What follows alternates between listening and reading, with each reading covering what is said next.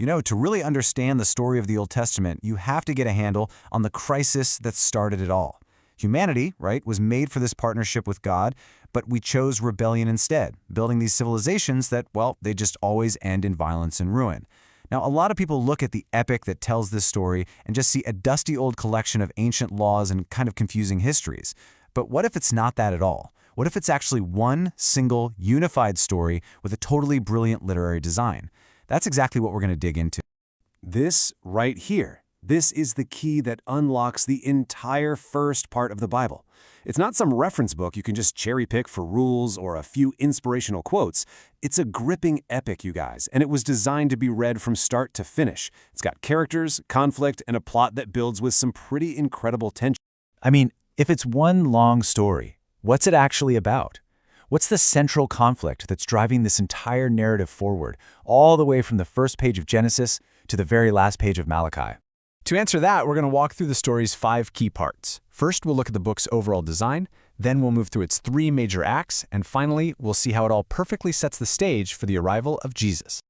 Okay, first things first. If you want to understand any great story, you've got to see its structure.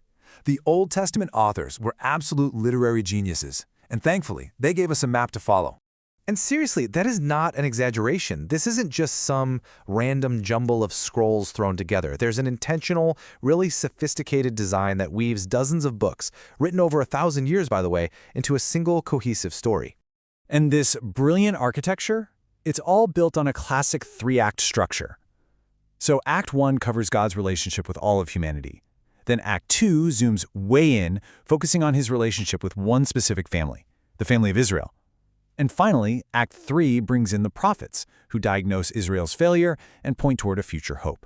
All right, so the story kicks off with a massive conflict. And it's not just about one man and one woman in a garden, it's about a pattern that starts to emerge, a problem that the biblical authors give a name to: Babylon.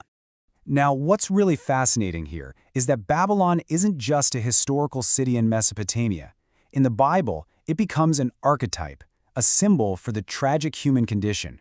It represents our collective tendency to redefine good and evil for ourselves, to build oppressive systems, and to basically put ourselves on the throne, which always leads to division and self-destruction. So how does God decide to solve this massive, world-spanning Babylon problem? Well, he doesn't send in an army. He does something completely unexpected, which brings us to Act 2. Yeah, instead of meeting Babylon's power with even more power, God chooses one man, Abraham, and his family. A small, pretty insignificant group, and he makes a promise to them. The plan is that through this one family, he's somehow going to rescue all of humanity from this self-inflicted Babylonian exile. This is a classic upside-down kingdom strategy, where strength is found in weakness and the small thing becomes the most important. In the agreement God makes with his family, it's not a simple contract. We got to pause here on the Hebrew word berit, which means covenant. See, this isn't about clauses and conditions. It's a pledge of life-binding loyalty. It's a partnership where God commits himself to this family, Israel, to be their God and to work through them for the sake of the entire world. Here's the tragic twist of Act 2. Israel, the very family chosen to be the solution to the Babylon problem, ends up creating their very own version of Babylon. They demand a king, just so they can be like other nations. They build idols. They oppress the poor. They just ignore the terms of the covenant. They repeat the exact same pattern of rebellion. Now, Israel's failure could have been the end of the story. You'd think, well, that's it. But it's not. Their failure leads directly into the third and final movement of the Old Testament, the Age of the Prophets. So these prophets, figures like Isaiah, Jeremiah, and Ezekiel, they step onto the scene and they have this kind of dual role. On one hand, they act like covenant lawyers, prosecuting Israel for breaking their brit with God. But on the other hand, they offer this radical promise of a future hope. And here's the crucial point. The prophets said God would keep his promise, but not through the nation of Israel as it was. No. Instead, he would send a new leader, a promised priest-king. This figure would succeed where Israel failed because he wouldn't be another power-hungry Babylonian-style king. He would actually defeat evil through suffering and sacrifice, and through him, God would create a new humanity that would finally fulfill the original covenant promise.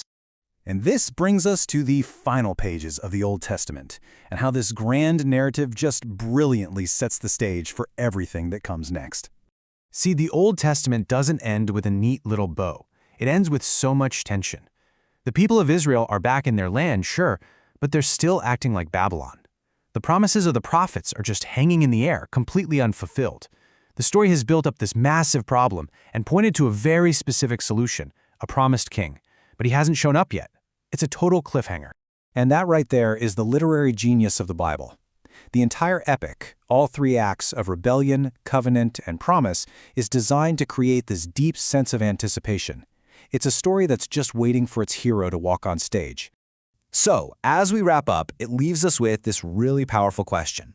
I mean, the Old Testament is, in so many ways, a story of profound and repeated failure.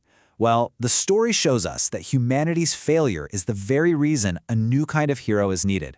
One who triumphs not through power, which is the way of Babylon, but through the upside-down way of sacrifice and love. And that is what the Old Testament is all about.